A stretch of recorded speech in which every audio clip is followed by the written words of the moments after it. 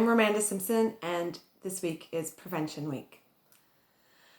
At 13, I attempted to take my own life. And I think back to that time, and I was in a pretty dark place. But not everybody saw it.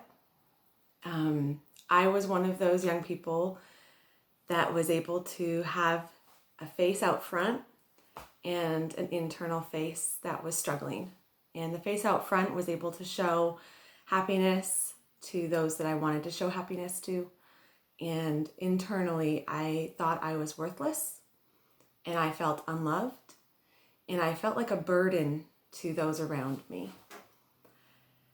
And at 13, those are pretty big feelings that I didn't know how to manage.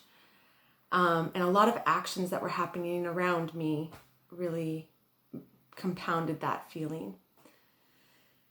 So at 13 years old, I decided I wasn't worth being here anymore. And I decided to take my own life. And I can say now, many years later, that I'm grateful I was not successful in my attempt. And I am grateful that since then I have learned how to cope, how to manage when feelings very similar to those ones arise, which they inevitably do for me. I do experience depression, and I have had experienced a few episodes since I was 13.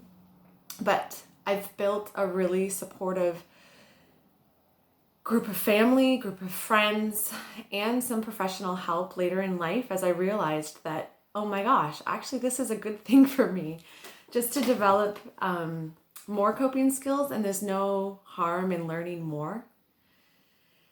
And so when I think about Prevention Week, and I think about all of the young people that might be struggling, and adults that might be struggling with feelings and thoughts of suicide, my heart breaks because I understand. I'm not feeling what exactly they felt, but I can understand. And really for us, when we think of prevention, we need to think about recognizing signs and symptoms and then not being scared to say something. And it's one of the most fearful things that people can have is asking a question. Are you thinking of suicide? Are you thinking of killing yourself?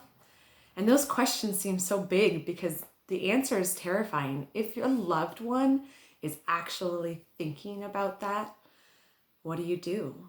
And all I can think about is me as a 13-year-old girl. And if somebody had asked me, at the time, I would have been completely honest and been like, yeah, because I didn't think anybody cared. And so when you think about preventing, and if you're concerned about someone, people have gut feelings, and even though that person may be presenting something to one person, if something's off in any little way, and you're just like, you know what, I'm just going to check in with that person, do a check-in first. Hey, I'm noticing this.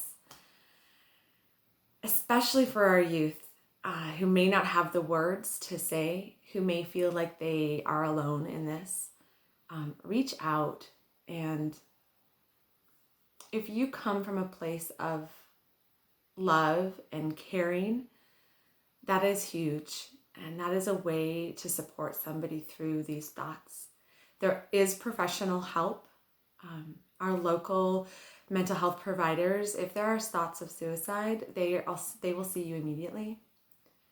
And we don't want it to get to a point where someone is attempting to take their life. We want to try to stop it beforehand and tell the person, you deserve to be here.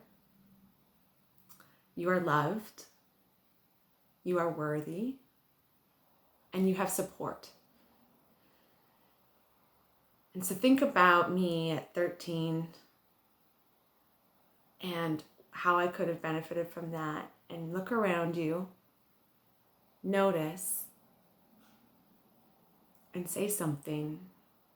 Be that person that young person needs you to be, or that older person that needs you to be.